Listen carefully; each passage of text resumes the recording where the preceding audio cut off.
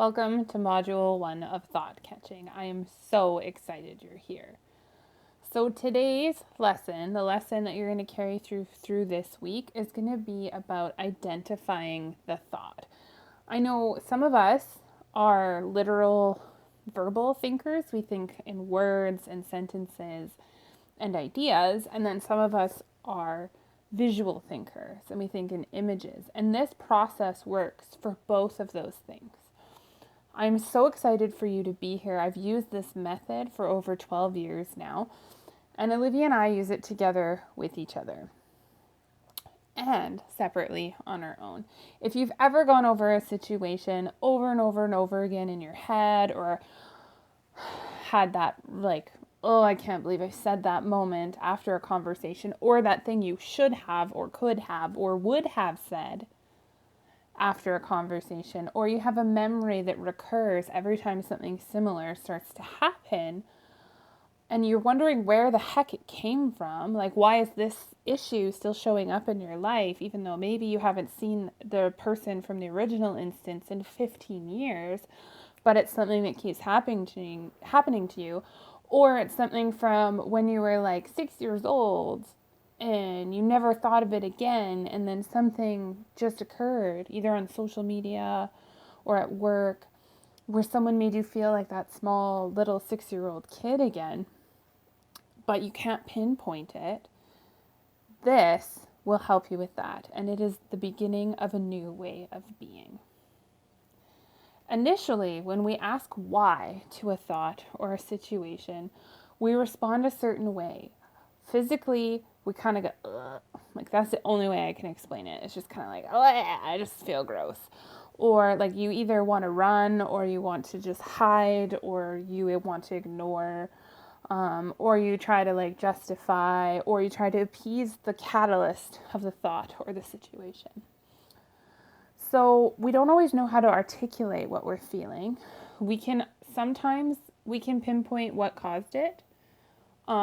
Usually all we know is that we're sad or angry or hurt or frustrated or done. If you find, I'm so done with this, well, what is this that you're done with? So I find myself saying things like, they were so rude. I just didn't like it. Like I can't pinpoint down an idea, but I just didn't like it.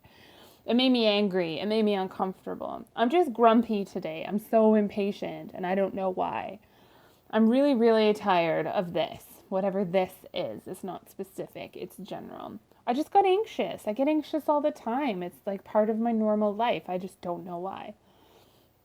While these phrases are not inherently wrong, they are inspecific. They lack grounding, so they're not exactly true either. They're like just on the top of honesty. You know when you're scrolling through Facebook and you see an ad for either real estate or a product, but they don't tell you the price. They tell you like all the features, but they don't tell you the price. And when you click see more, it takes you to some website you have to create an account to get any information out of. That's what this is like. You're not wrong that you feel anxious, that you feel angry, that you feel hurt, that you feel upset, that you don't like it, that you woke up grumpy. You're not wrong with any of these sentences. They are how you feel. Okay, but they're not what's causing the pain. They're a reaction to something else that's going on. So 10 times out of 10, I get angry because I'm hurt. Every single time.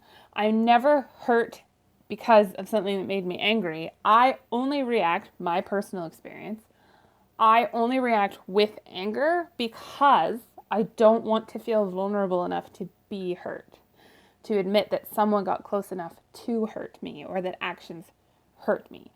So this is every single time. I've never had an instance of me being angry where I wasn't first hurt, where I didn't look back at the thing that caused anger, that I reacted to with anger, where it wasn't hurt.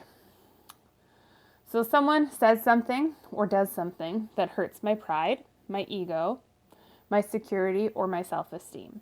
I feel threatened or insulted, and I'm afraid of being hurt or wounded, so I react with anger. Sometimes internally, like, oh, I'm so stupid. I can't believe I let that get to me. Why am I so dumb? Why do I keep falling for this? Like I ask these kinds of questions. Why are these people always in my life? Like lots of generalizations, lots of self-attacking. Or externally, this is where you swear at someone, or you write comments, or you go on a tirade on social media, or you start texting all of your friends and loved ones, and you're like, watch out for this person, watch out for this store, watch out for this, watch out for that. And then sometimes, small fraction of the time, that's a valid response. Most of the time, I'm hurt because of some undealt with trauma, thought, system of belief. They do something tiny that has nothing to do with that, but reminds me of it. It sets me off. I cause all sorts of damage out of my unhealed self by not being in touch with my thoughts and my feelings. And then the closer I am to that person and that situation, the more they mean to me, the more the issue means to me, the more upset I become. So we get angry because we care. We'll often say things like, oh, I don't even care, but we'll say it with that tone of anger, like we're so upset. If you didn't care, you wouldn't still be thinking about it. You wouldn't still feel it. You wouldn't waste any time or energy on it. So like, for example, I don't care about a lot of like social media stuff. I don't have all the new apps when they come out unless they stay like a really long time and my friends have all migrated there. I don't even bother. I don't care about shaving my armpits, so I don't feel insecure when I go places in the summer and I got hairy armpits hanging out because I literally don't care, right? I do care about some things, and I used to pretend that I didn't care, right? But then I would get really sensitive, really angry, really upset, really squirmy if anyone drew attention to the thing that I didn't care about. So when we say, I don't give a shit about that, well, the fact that you like took a minute to declare to the world that you don't care means that you do care. Because if you didn't care, you wouldn't waste any more time on it. We don't carry unimportant memories, experiences, and thoughts throughout our lives. We don't carry them throughout the day. The things that we come home from work with and tell our partners about, or that we dream about, or that we have to like journal about, they aren't things we don't care about. They matter to us, and we often don't go far enough in to learn why they matter and to deal with them. So, my partner, whom I love and I know loves me, forgot to include me in something for the 400th time. Because they are not a nurturer like me, and therefore they don't anticipate other people's needs all of the time because they're not wired that way. And there's nothing wrong with that. But I am a nurturer. So I, Leo, self-centered, not necessarily a bad thing, but it can be, feel like everyone should be able to do what I do easily. I don't know if you can relate to that, but I don't consciously think that, but that's the root of this. So, I feel, in that moment, I feel unloved. I feel unwanted, I feel unsupported, and I feel angry because I'm hurt, right? This is the whole theme of the thought that I'm articulating for you. This is the process. Now, I've been doing this for years, so I can do it quickly. Like the turnaround in this moment for us was like less than 5 minutes because I said what I said, then I said the truth, and then we talked about it, and then it was over. But for most of us, this is a process. It's like anything else. When you're learning a new skill, it takes a lot of time to get to the root, but it's worth it because eventually it will be second nature. So my initial verbal response to feeling unwanted, unsupported, unloved, and angry, even though I'm secure in our relationship, I still felt this because I'm a human and I have a whiny baby ego because I'm a Leo, born in the year of the tiger, and that's my problem, okay? My initial verbal response was, I'm so tired of being an afterthought. And as soon as I said it, I regretted it. Like, it was awful. But it was also vulnerability for me to admit that that's what I was thinking and feeling in that moment. The feeling is true. The exasperation is true. The reality of the impact of those words couldn't be further from the truth. My partner thinks about me all the time. All the friggin' time. And I think she quite likes me. So we'll get into that part next week. Back to the thought. Why do I feel like an afterthought? Is it because she rarely remembers or thinks to ask of me if I want something, or if it might be something that I want or need, or if I want to do it, or if I want to be included, or whatever? This is what I tell myself. But that's not necessarily true, because there's a lot of things that she does that, frankly, I don't want to be included in. So don't even bother asking me, because the answer is always going to be no, and then we're both going to be disappointed. So why does this bother me so much? It's not her job to feed me or be my butler. It bothers me because I feel like she doesn't care about me. But why do I feel like she doesn't care about me? What am I believing about myself and about my reality to assume that I am uncared for if she doesn't meet my needs the way I think she should?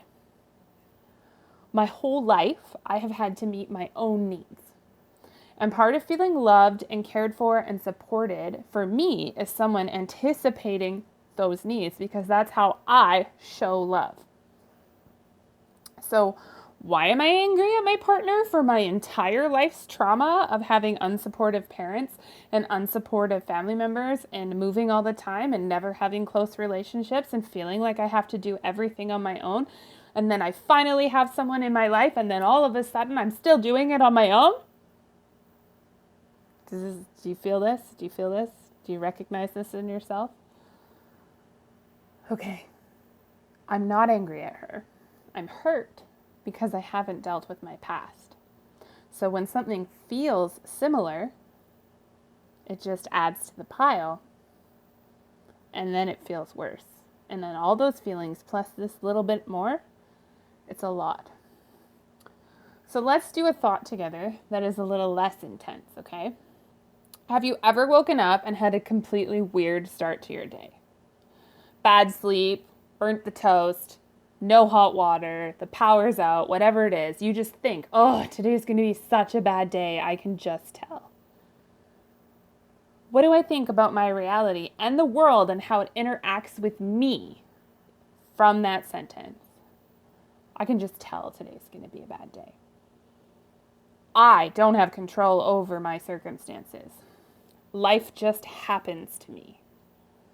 I don't deserve to be happy or to have good things, to be joyful, to get rest, to fill in the blank. Why does life have to be so hard? I don't want to be here. Why am I always the one who reaches out to friends and family? This week, your only assignment is to write down the thoughts that stick with you at the end of the day. And remember to include some good and positive ones too. Like the image of a flower, or the smell of bread, or a little kid waving at you while you're like on your way to work or whatever, or a song that got stuck in your head, a friend's smile, getting mail, whatever. Be kind to yourself. It's normal to feel gross and mucky while beginning this process. Hold the thoughts without judgment or shame. It takes practice to unlearn the habits and the thought patterns that no longer serve us. Keep your notebook or phone app with you and write down or use voice memos to keep track of at least 3 thoughts, feelings, reactions, or images each day. If you need help articulating a feeling or an event into thoughts, this is normal. Just reach out to me. Ask, how did I feel? If I had to explain how I felt in my body, where would it live? In my heart and in my mind to a 10-year-old, how would I say it? And then come back here in a week with all of the stuff that you've written and all of the things that you've gone through, and we'll get to the next step. Bye for now.